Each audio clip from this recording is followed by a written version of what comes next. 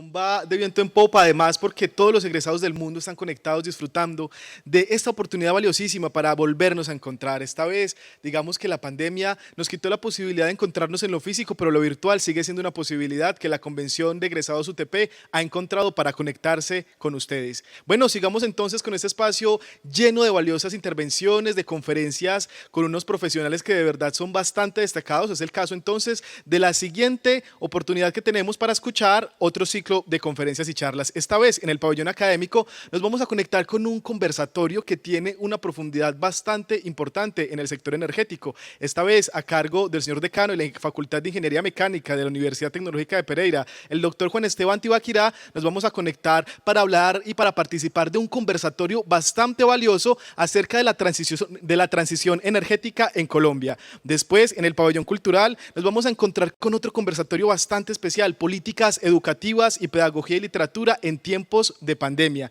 que como saben, hoy en día es un tema en tendencia, esta vez liderado por Wilmar Ospina, Alejandro Marín y Hernán Mayama. Después, en el pabellón egresados, no se pierdan, conéctense por favor con UTP 60 años, un legado del patrimonio cultural y educativo que estará a cargo por parte del doctor John Jaime Marín Correa. John Jaime Correa Ramírez, quien va a estar liderando esta vez el pabellón de egresados. Y por último, para que aprendamos a manejar las lesiones o para evitarlas cuando estamos practicando algún tipo de ejercicio en el pabellón de salud y bienestar, los invito a que se conecten con Sebastián Gutiérrez y Manuela Quintero con una conferencia que de verdad es bastante importante. Se llama Actívate, prevención de lesiones durante el ejercicio. Veamos entonces estas 4 conferencias. Bueno, entonces muy buenos días para todos los que nos acompañan. El día de hoy desde la Facultad de Ingeniería Mecánica y en conjunto con el programa de Ingeniería Eléctrica queremos comentarles o hablarles un poquito de lo que sería una posible transición energética en Colombia. Esta presentación que estoy haciendo el día de hoy la hago con el ingeniero Juan Carlos Castillo, que nos está acompañando también profesor de la Facultad de Ingeniería Mecánica. Yo soy Juan Esteban Tibaquirá, profesor de la Facultad de Ingeniería Mecánica, egresado de Ingeniería Mecánica en el año 97 y profesor desde el año 99. Sin más preámbulos, entonces, bueno, les presento, este es el equipo, parte del equipo de trabajo que ha estado trabajando en los 2 proyectos o en las 2 iniciativas que les vamos a presentar el día de hoy. Uno de ellos es el grupo de investigación de operaciones del programa de Ingeniería Eléctrica, en cabeza o con quien hemos trabajado este grupo es con el ingeniero Harold Salazar, y el otro grupo es el grupo de gestión energética, que es el grupo en el cual yo estoy, igual que Juan Carlos, que pertenece a la Facultad de Ingeniería Mecánica.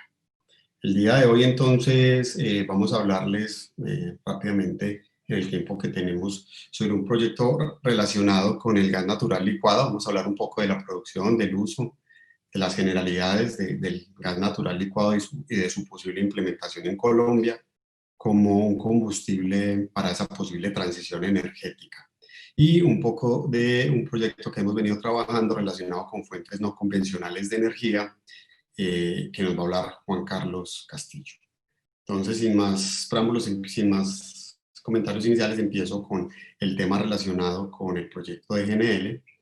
Colombia, al igual que todo nuestro planeta, que todo el mundo, entonces, tiene una alta dependencia de su energía primaria, del petróleo, del gas natural y del carbón, o sea, de fuentes fósiles. Lo que queremos hacia futuro, en los próximos años, en las próximas décadas en el mundo, es dar una transición a depender menos de estos combustibles que generan los gases de efecto invernadero, además de algunos gases que son perjudiciales para la salud humana, y pasar a fuentes a fuentes de energía que sean más amigables con el medio ambiente y también con el ser humano. En Colombia particularmente, miren que toda la oferta de energía secundaria que tenemos en el país, lo que más se utiliza es gasolina y diésel, y si uno mira esto, aproximadamente toda la energía que consumimos en Colombia, el 75% viene de fuentes fósiles, lo que genera esas fuentes, esos gases de efecto invernadero, además de aquellos efectos sobre la salud humana. ¿Cuál es la solución? La solución es que en los próximos décadas, en los próximos años, Colombia, de acuerdo a los compromisos internacionales, empiece a moverse en el tema de las energías renovables. Pero no va a ser muy fácil pasar.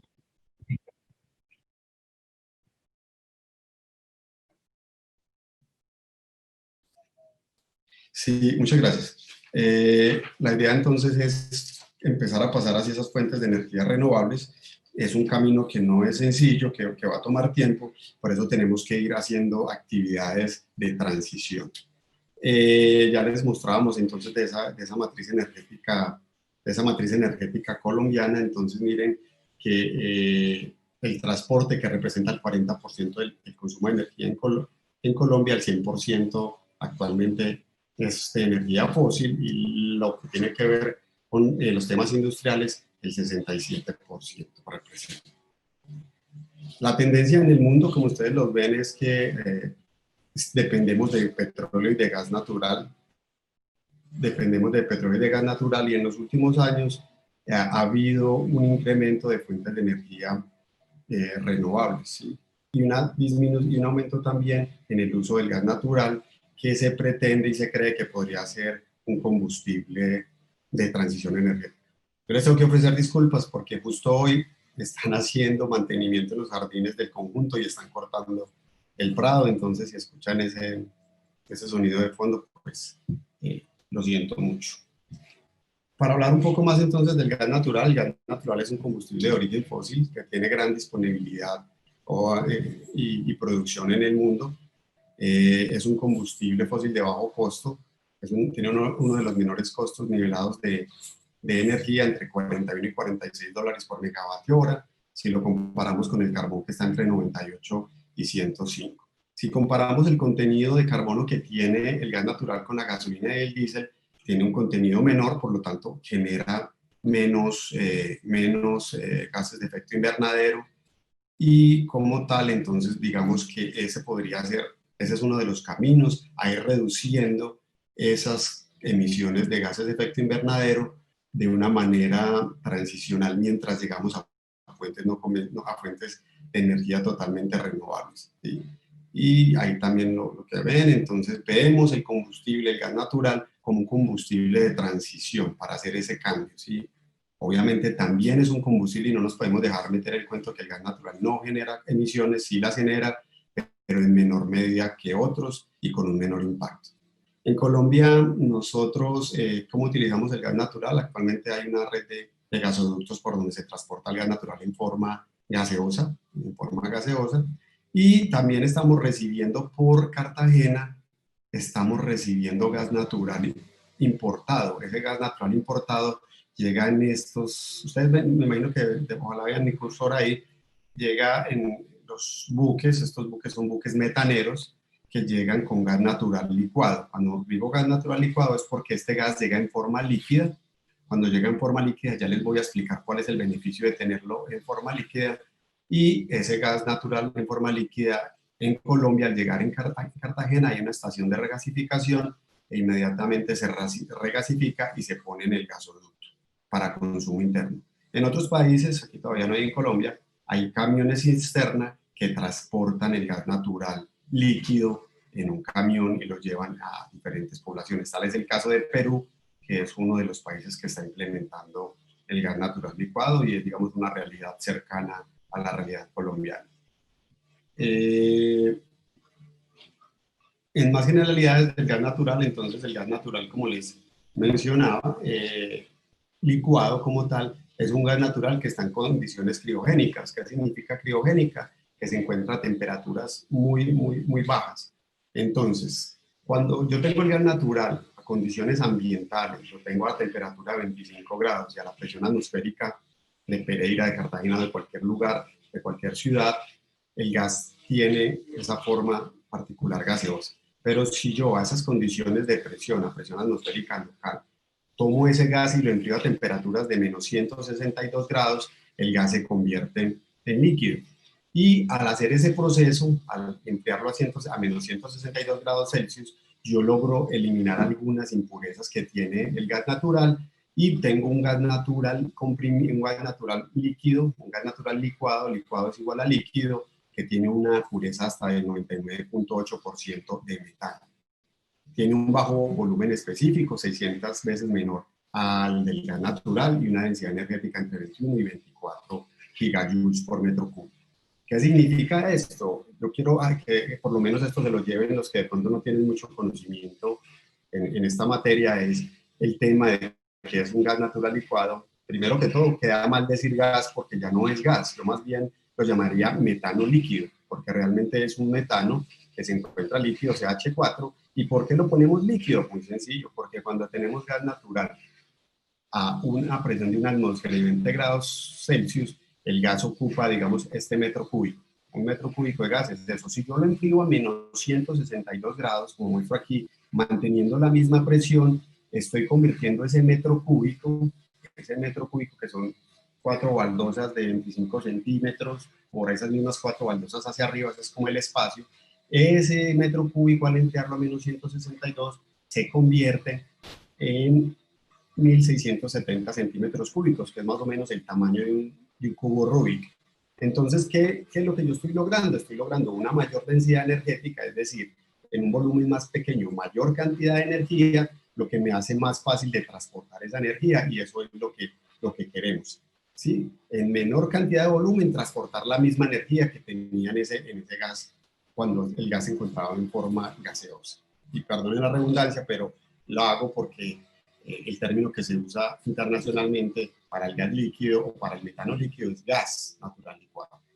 Luego entonces ese gas natural licuado a esas condiciones va a ser incoloro, va a ser inodoro, no es tóxico, no es explosivo, no es corrosivo, y lo que podemos también hacer es que eso nos va a tener que ese gas tenga menor contenido de azufre, menos impurezas, como ya les dije, de forma tal que va a haber menos contaminación de dióxidos de azufre porque lo hemos eliminado al hacer ese enfriamiento del gas a líquido. El volumen específico, como les decía, lo permite transportar de mejor manera, más fácil de transportar, ¿sí? Donde necesitaba 600 camiones para transportarlo 600 camiones del mismo tamaño para transportarlo en forma gaseosa, ahora necesitaré solo un camión para transportar esa misma cantidad de energía en forma líquida. El gas natural licuado simplemente, ¿cómo se genera o cómo se produce? Tengo un gasoducto, tengo un pozo, o tengo el biogás producto de algún proceso, y ese gas entonces lo llevo a una planta de licuefacción donde lo enfrío el gas a menos 162 grados Celsius y luego lo puedo transportar en un camión cisterna. Después de que transportarlo en ese camión cisterna puedo llevarlo a una estación satélite para almacenar el gas natural y si es necesario lo regasifico. Obviamente es necesario regasificarlo para que el consumidor final lo pueda usar ya sea en una residencia, en una industria o en algún otro lado. Aquí vemos la planta de licuefacción, un camión cisterna, la estación satélite donde en los tanques que aparecen aquí estaría el gas natural licuado y aquí el proceso de vaporización o regasificación utilizando estos intercambiadores de calor. Esta de hecho es una planta que está en Trujillo, en Perú. Perú no tiene un gasoducto como tiene Colombia, entonces tienen sus pozos de gas natural en el sur del país con camiones cisterna. Después de licuar el gas natural lo llevan al norte y en estas estaciones lo almacenan, lo van regasificando de acuerdo a la demanda y lo ponen en el gasoducto interno de la municipalidad. O si es una empresa, pues en una industria, algo muy similar y simplemente se va regasificando el gas que se vaya a utilizar. Entonces, ¿dónde podemos utilizar gas natural licuado? En el sector transporte, en el sector residencial, comercial y en el sector industrial. Vamos a referirnos un poco más a ellos. Para estos sectores, entonces vuelvo y digo, el gas natural se lleva a la central de regasificación, el gas natural licuado, se produce otra vez gas natural gaseoso y se lleva al consumidor final. Aquí tenemos otra foto.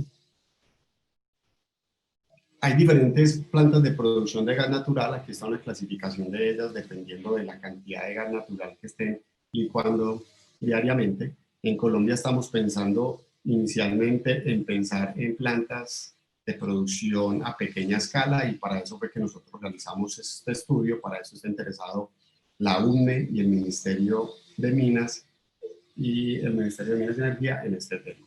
Nosotros tenemos entonces en Colombia que actualmente esta es la demanda por megas BTU día de gas natural En el sector industrial, entonces, tenemos una demanda de más o menos 267.300 MBtu por día. Y eso podría suplirse con una pequeña escala. Las etapas de la producción de GNL, las etapas ya les mencioné, está la parte, ya sea un gasoducto, un pozo o del biogás. Luego viene un pretratamiento que es necesario hacerle al gas natural licuado para quitarle algunos gases que allí aparecen, el dióxido de carbono. Se hace un proceso de deshidratación para quitarles el agua y se hace una remoción de algunos gases, de algunos líquidos que tienen gas natural líquido a temperaturas anteriores a menos 162 grados Celsius, que es donde el CH4 o metano se vuelve líquido. Se hace la licuefacción, esa licuefacción se puede hacer con diferentes procesos, un ciclo de refrigeración, hay que tener en cuenta un manejo del boil-off, que son los gases que se van revaporizando durante el almacenamiento, y se hacen en diferentes procesos de almacenamiento, en diferentes tanques. Aquí los tenemos, diferentes tanques de almacenamiento. Pueden ser gases como los que aparecen en la parte de arriba, que son gases que tienen, creo que alrededor de 400.000 metros cúbicos de capacidad, y aquí lo vemos. Les hablaba yo de que hay un tema se va generando este boil-off, que es el boil-off gas. Es un gas que se va generando, obviamente pues es imposible tener algo 100% aislado, y parte de ese gas natural se va vaporizando, y esa vaporización tenemos que ser cuidadosos con ella, hay que volver y tomar esos gases y volver a condensarlos y volverlos a poner en el gas. Ahí se ve el boil-off que va saliendo, y donde creemos nosotros que se puede entonces seguir utilizando, o en Colombia se podría utilizar el gas natural licuado, de acuerdo a lo que hemos hecho en este proyecto. En el sector de carga sería muy importante, sobre todo por las autonomías y por los tamaños de esos vehículos. Si nosotros hablamos en vehículos livianos, en vehículos pequeños, no sería muy prudente tener tanques con gas natural licuado, porque, digamos, si por mucho tiempo están almacenados estos vehículos o guardados, entonces habría problemas con el manejo de los boil-off que se van generando en esos tanques. Pero cuando hablamos del sector transporte, entonces yo sé que son vehículos que hacen rutas de 500 o más kilómetros, y yo podría entonces utilizar el gas natural licuado como su combustible.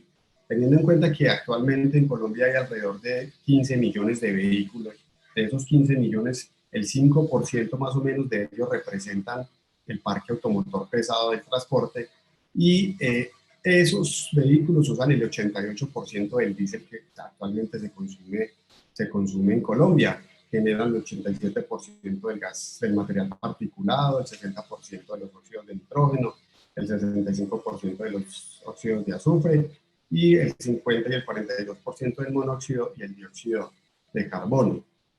De esa forma, entonces, ese sector lo que está haciendo al generar esto es que está generando problemas de calidad del aire con partículas, con material particulado de 10 micras y material particulado de 2.5 micras y menores, genera también ozono, óxidos de nitrógeno y óxidos de azufre, que generan problemas de salud en la población colombiana. Y hay algunas cifras para lo que ocurría en Colombia. Si mal no recuerdo, estas cifras fueron para el año 2015. En ese sector transporte, nosotros actualmente tenemos en Colombia que se está utilizando diésel. ¿Sí? Si nosotros hiciéramos un reemplazo de esos vehículos diésel, asumiendo que todos pues en Euro 6, tendríamos una ventaja o una reducción considerable en la cantidad de material particulado, óxidos de nitrógeno y óxidos de azufre. ¿Qué autonomía esperamos si podemos utilizar gas natural licuado? Se espera una autonomía entre 800 y 1000 kilómetros en un vehículo de transporte, en un vehículo pesado, dada la capacidad que tenemos de almacenar el gas natural licuado en tanques aislados. En el sector transporte también tendríamos entonces la forma de tener estaciones de servicio que tengan tanques, como aparece aquí, un tanque donde se almacena el gas natural licuado. No recuerdo exactamente en qué país es, en este momento se me escapa. Aquí se ve la estación de regasificación, y aquí se ven los surtidores en el caso de los vehículos livianos.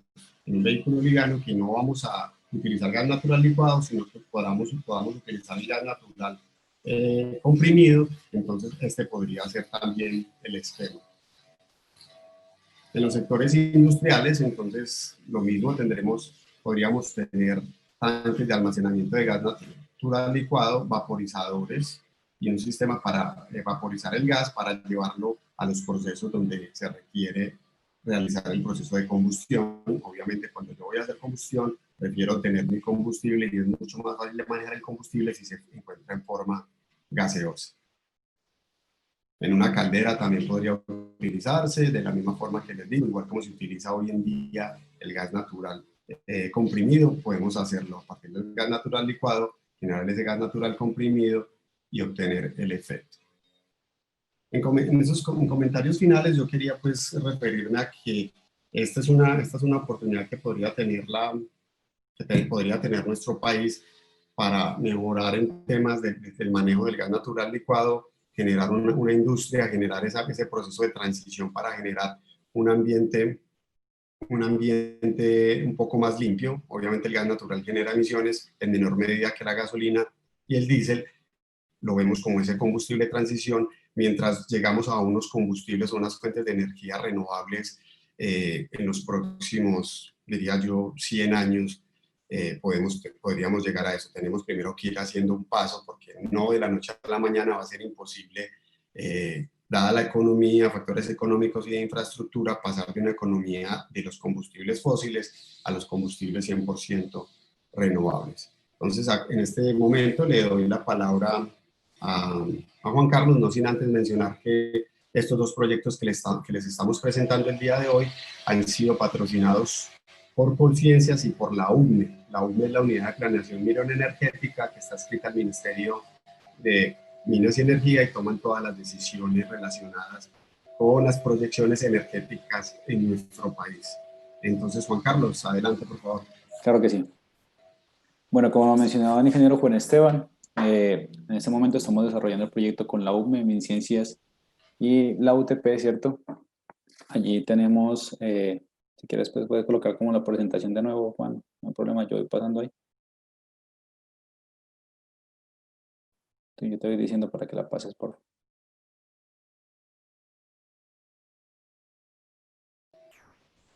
Juan Carlos, ¿estás viendo ahí la presentación? Sí, sí lo estoy viendo.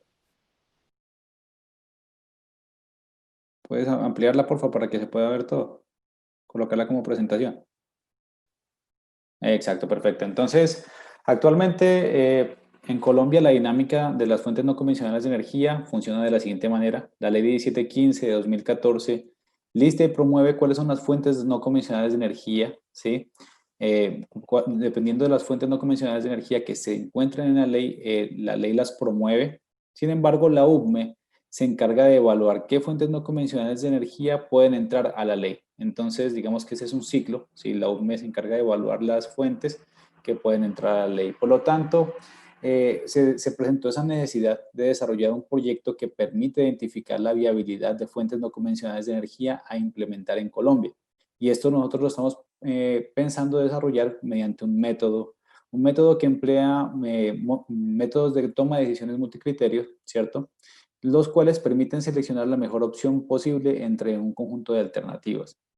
Ya con este método, nosotros a la final podemos encontrar un ranking de las fuentes no convencionales de energía propuestas frente a las fuentes no convencionales de energía nacionales. Por lo tanto, allí podemos encontrar la viabilidad tecnológica de la implementación de esta fuente no convencional.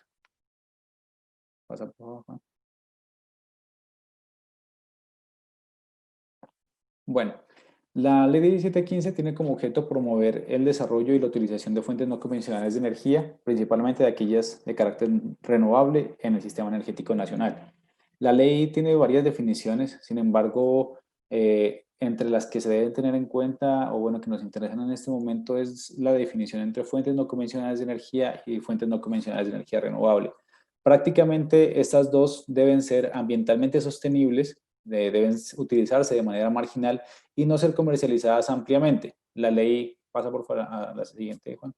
La ley menciona algunas fuentes no convencionales de energía, ¿sí?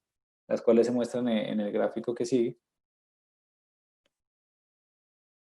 Juan.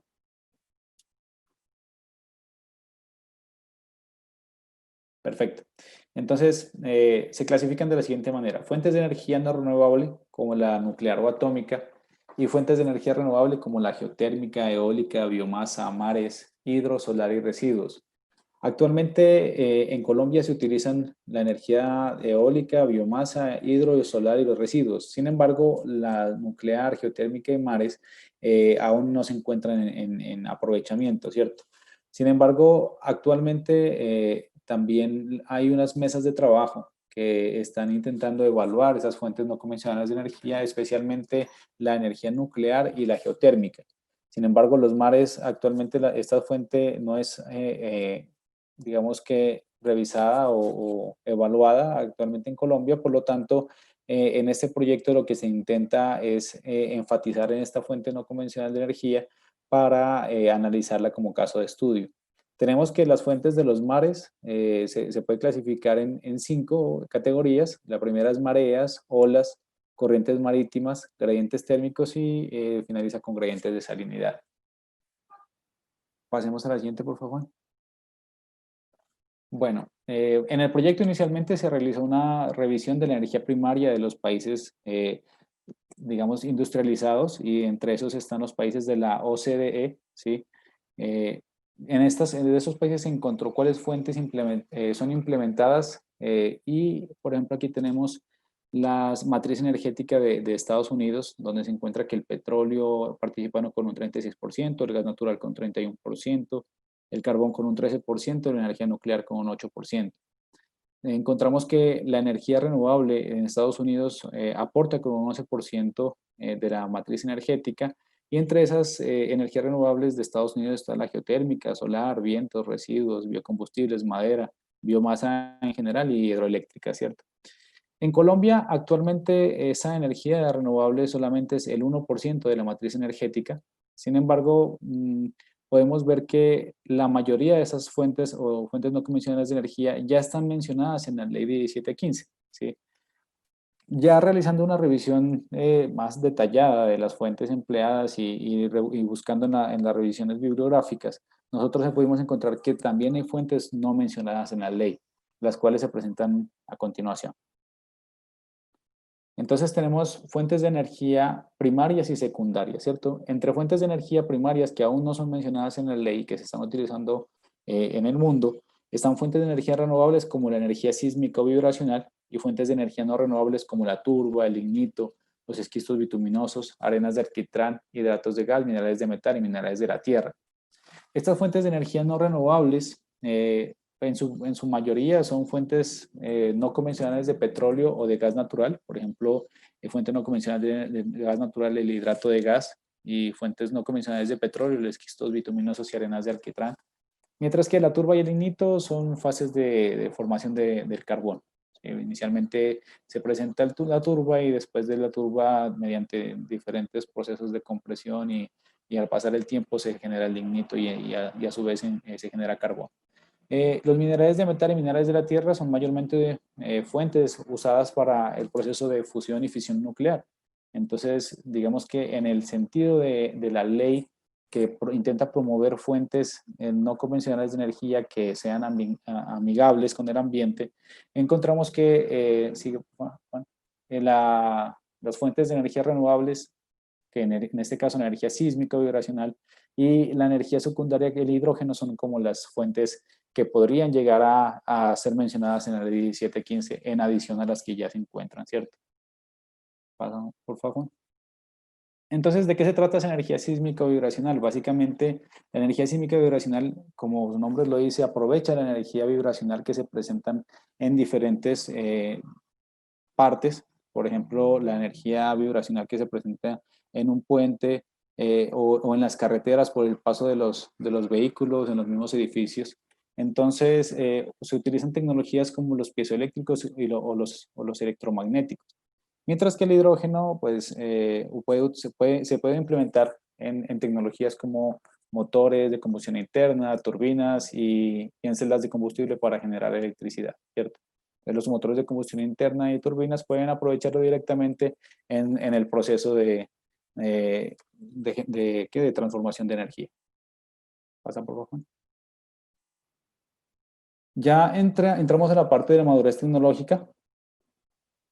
De allí encontramos, pues ya como conocíamos las diferentes tecnologías que aprovechan esas fuentes no convencionales de energía, debíamos saber cuáles son maduras o cuáles no son maduras, es decir, cuáles se pueden llegar a implementar aquí en Colombia. Y para eso nosotros identificamos y evaluamos algunos métodos para establecer el nivel de madurez tecnológica. Entre estos métodos está el TRL, TRIZ, CRI, HYPE, BIMAT, MSRL. Estos son algunos de los métodos que se utilizan para evaluar la madurez tecnológica. No son los únicos, sin embargo, son los más nombrados. De allí encontramos que la mayoría de estos, a excepción del TRL, no son utilizados ampliamente, utilizan métricas que no son estandarizadas y digamos que el CRI también es una metodología que permite evaluar la madurez comercial, más no la tecnológica. Entonces utilizamos el TRL, ¿cierto? De allí encontramos que el TRL evalúa la madurez tecnológica siendo esta emergente, en crecimiento y madura. Las tecnologías que están en emergentes están entre un TRL1 y un TRL5. En crecimiento se encuentran en un TRL6 y un TRL7 y maduras ya cuando están en una categoría TRL8 y TRL9. Realizando la revisión bibliográfica encontramos que la energía sísmica vibracional con las tecnologías que aprovechan, es decir, los piezoeléctricos y los electromagnéticos, se encuentran en un TRL4, mientras que el hidrógeno con las tecnologías que aprovechan el hidrógeno, motores de combustión internas, turbinas, celdas de combustible, pueden presentar diferentes niveles de madurez. Eso dependiendo de la finalidad a la que se vaya a implementar el hidrógeno. Entonces puede estar entre un TRL5 y un TRL9, donde el TRL9 pueden ser vehículos y generación eléctrica. Pasa, Juan. Ya en este caso, nos encontramos con que el hidrógeno, pues en este proyecto teníamos la intención de evaluar fuentes no convencionales de energía que sean maduras. Y como los TRL de las fuentes que encontramos o de las tecnologías que encontramos no llegaban a ser maduras, estaban entre TRL4 y TRL5, y para el hidrógeno sí hay algunas maduras dependiendo de la final donde se va a ser utilizada. Entonces, nosotros identificamos algunas otras fuentes, en este caso la energía de los mares. En este caso también la fuente, el hidrógeno, hay una mesa de trabajo que también está trabajando la UCME para evaluarla aquí en Colombia. Entonces, en sincronía con ellos y con los pares de la UCME, pensamos en evaluar una fuente no convencional, tomar como caso base de estudio una fuente no convencional que ya haya sido mencionada en la ley, sin embargo que no se esté trabajando en ella actualmente. Por lo tanto, decidimos utilizar la energía de los mares. Ya sabiendo que existen tecnologías que aprovechan gradientes de salinidad, como la potencia osmótica, ciclos abiertos y cerrados e híbridos para los gradientes térmicos, turbinas hidrocinéticas en corrientes marinas, turbinas convencionales en las mareas y columnas oscilantes o absorbedores de puntos en las olas. Ya conociendo esas tecnologías que aprovechan estas fuentes, o bueno, esas categorías de la fuente de los mares, nosotros identificamos cuál era la madurez tecnológica de cada una de ellas. Pasa, Juan, por favor. Así entonces encontramos que las mareas y las corrientes se encuentran maduras con un TRL9, TRL8. Las olas en un TRL7 y los gradientes térmicos en un TRL6 se encuentran en crecimiento o demostración, mientras que los gradientes de salinidad se encuentran en un TRL4. ¿Sí? Pasemos, Juan, por favor. Así entonces ya mirando que la energía de los mares, la energía de las corrientes, la energía de las olas eran como en las categorías de las fuentes de los mares que podrían llegarse a implementar aquí en Colombia debido a su madurez, encontramos que necesitamos levantar alguna información para meter al método, ¿cierto? Entonces esta información son los criterios que se muestran en esta tabla. Hay unos criterios técnicos, económicos y ambientales, donde los técnicos son madurez tecnológica, capacidad instalada, disponibilidad de recursos, económicos, costos de inversión, LSOE, y ambientales las emisiones evitadas. Entonces, esta fue la información que se tuvo en cuenta y ya como tal lo que se está haciendo en este momento es ingresando o identificando cada una de la información de los criterios para las fuentes que decidimos evaluar y estamos intentando meter esta información en el método para identificar el ranking en el que se encuentran las fuentes de energía de los mares respecto a la solar y eólica que se está trabajando en Colombia, ¿cierto? Bueno, eso es lo que tenemos hasta el momento y recordamos que el proyecto pues está en una etapa de 50% ejecutado y estamos en eso. Muchas gracias por la atención.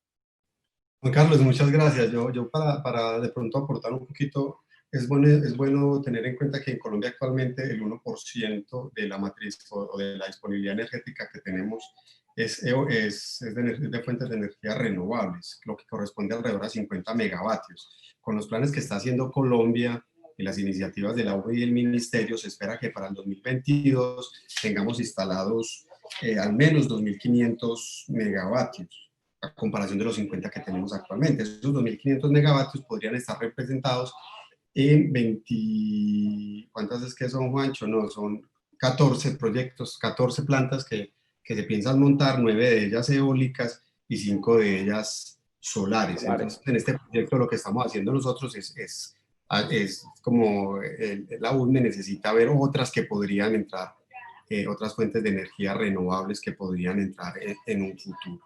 Entonces, bueno, con esto nuevamente queremos agradecerle a la Asociación de Egresados por la organización de esta convención, todo muy bien organizado, al Ministerio de Minas, a la UDME y a Colciencias por los fondos para hacer estos dos proyectos. Recuerden que el proyecto de gas natural licuado ya es un proyecto que terminamos a finales del año pasado y este de las fuentes no convencionales de energía es un proyecto que estamos trabajando en el año en curso. Entonces, nos quedan, creo que,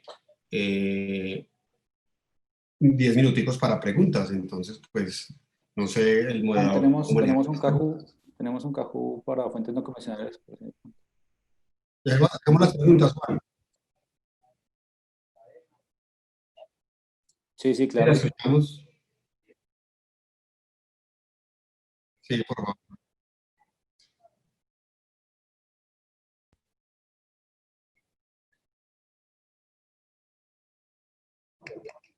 Bueno, esa primera pregunta relacionada con lo del gas en Colombia. En Colombia, si ustedes están claros, en Colombia quedan alrededor de 9 años de gas natural al ritmo de consumo de hoy en día. Entonces, Colombia en algún momento va a tener que importar gas o seguir en las exploraciones buscando nuevas fuentes con todos los temas que ustedes han escuchado últimamente relacionados con fracking. Entonces, tocará importar en los próximos años. Colombia se va a quedar rápidamente en los próximos años sin gas natural.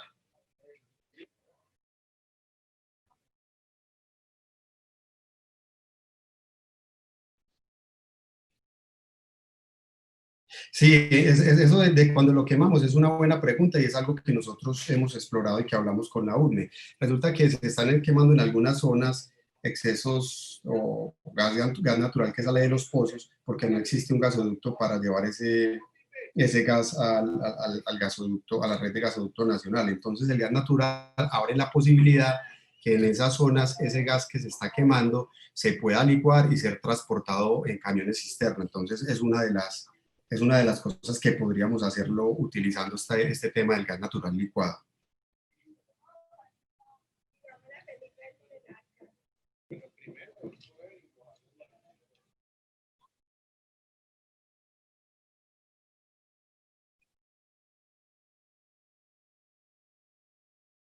Creo que la otra pregunta la voy haciendo, la que tiene aquí Juan Pablo Tavares. Juan Pablo, buenos días.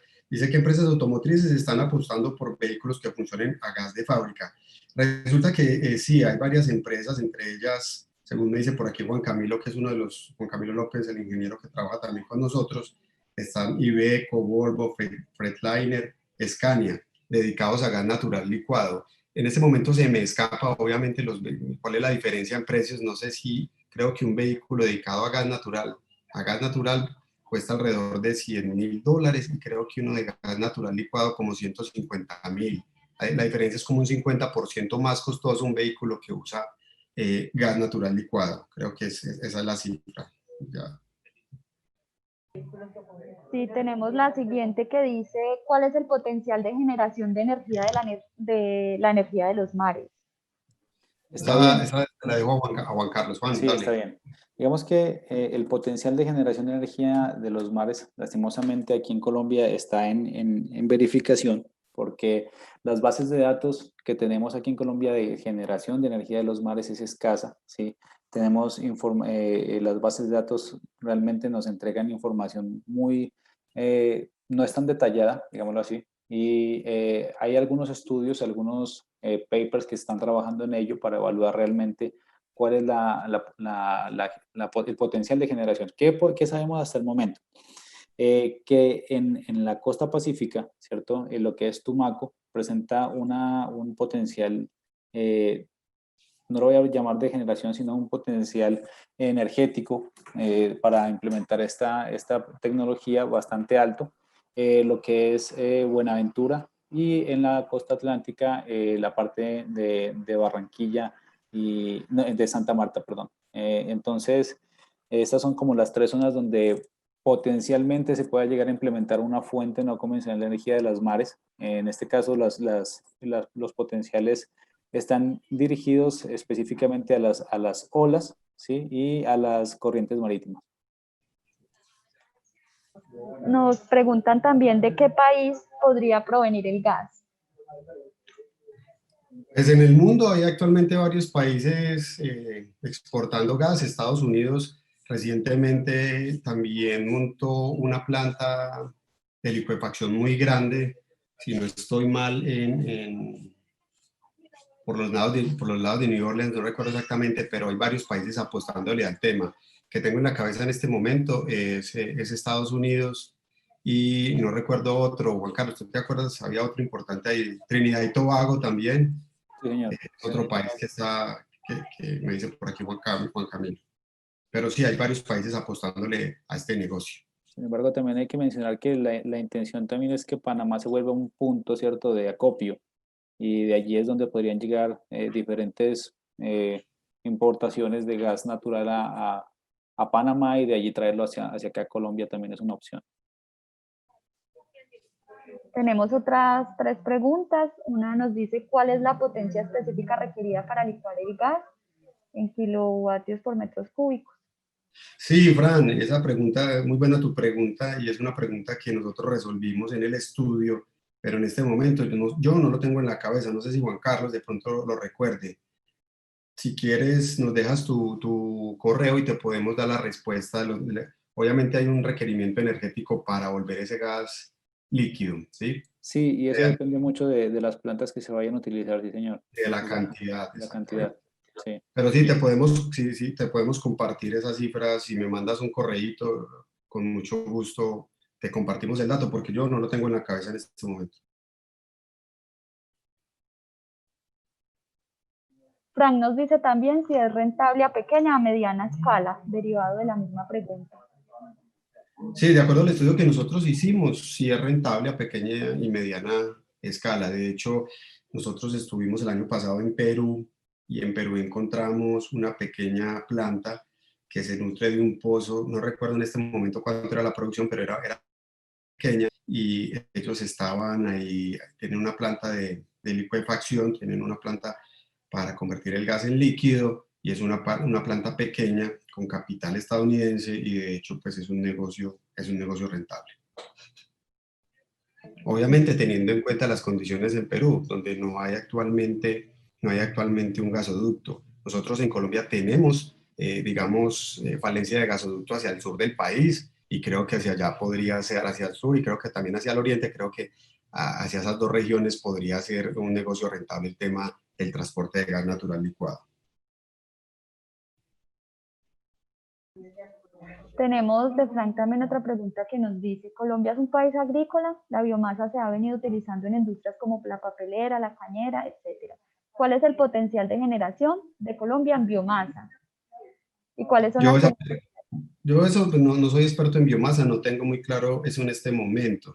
Sin No, embargo, nosotros en el grupo de investigación pues tenemos una persona que ha pero trabajado mucho con esto, con David Cerrato nos puede colaborar y si algo te podemos enviar la información directamente allí. nos puedes escribir y te podemos... Por aquí me mandaron la información del consumo de energía. El consumo de energía para generar un kilogramo de gas natural licuado está entre 0.35 y 0.7 kilovatio hora, dependiendo del tipo de escala que se maneje, ¿sí? Entonces ese es el nivel, está más o menos para pequeñas entre 0.35 y 0.70 kilovatio hora por kilogramo, pero igual le podemos compartir la información más amplia si así lo necesita, lo Sí. requiere.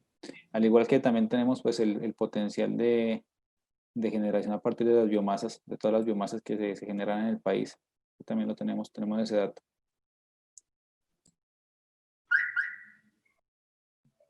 Bueno, también para ir cerrando, tenemos una última pregunta, y es sobre dice, el biogás también puede ser un sustituto importante, que si el biogás también puede ser un sustituto importante, disculpe. Y claro, el biogás puede ser un sustituto importante, y de hecho lo nombramos que el biogás, digamos, de los rellenos sanitarios que se genera, podríamos también en esos rellenos tener un proceso, ¿por qué no de licuefacción? Generar ese gas natural licuado, ese metano líquido, para transportarlo a los usuarios finales, porque como lo mencionábamos anteriormente, muchas veces el problema es que puede tener el gas natural, como ocurre en algunos pozos. Hay gas natural, pero no tienen nada que hacer con ese gas natural, y simplemente lo queman. Entonces, igual que en ese caso, el biogás podría tenerse una planta de liquefacción para generar gas natural licuado y transportarlo al usuario final.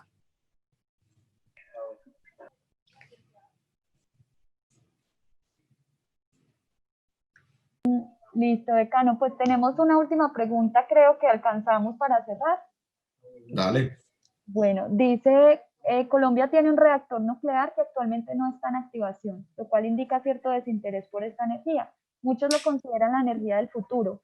¿Piensan que en algún momento Colombia tendrá acceso a esta energía? Pues bueno, yo respondo y luego le doy la palabra a Juan para que Juan también dé su opinión. Yo particularmente tengo mis dudas referente a este tema, ¿sí? Yo creería que en este momento el tema de la fusión nuclear, muchos países están inclusive desmontando este tipo de plantas. Tendremos que esperar qué pasa con la fisión, que es otro tema que se está trabajando a nivel experimental y lo cual hay bastantes avances. El tema siempre va a ser la generación de los residuos, inclusive la nuclear está considerada como no renovable porque se generan unos residuos que son tóxicos y que pueden afectar el ambiente y también los seres humanos. Entonces, yo no la veo como una, no todavía, no la veo. No sé, Juan Carlos, ¿qué piensa? Sí, yo estoy completamente de acuerdo. De hecho, ahí, como lo mencionaste al inicio, hay países que están pasando de ser países que han utilizado la energía nuclear o atómica desde inicio como pioneros a empezar a dejarla atrás y utilizar fuentes no convencionales como la solar, la eólica, ¿cierto? Y la de los mares. Entonces, digamos que este paso es un poco incierto actualmente, además que Colombia tiene que mejorar mucho la parte de los residuos, ¿sí? El tratamiento de los residuos para que esto sea pues viable, digámoslo de una forma, de lo contrario se podrían llegar a generar accidentes y hemos visto que son fatales, ¿cierto? Entonces, creería que en este momento lo que podemos decir es que la UME se encuentra trabajando, haciendo mesas de trabajo para verificar la viabilidad de implementación de esa fuente, ¿sí? Sin embargo, pues en Colombia todavía no se tiene una cifra exacta de cuánto podría llegarse a generar y de cuál puede ser una planta que utiliza esa tecnología. Bueno, muchas gracias, ya terminamos las preguntas, entonces ya pueden cerrar. Bueno, de nuevo, muchas gracias a todos por su Bueno, participación. Ahí están nuestros correos electrónicos. Estamos abiertos a compartir con ustedes la información de estos proyectos que estamos realizando y también a escuchar sus comentarios y sus aportes si los tienen. Muchísimas gracias a todos. muchas gracias a todos, que estén bien.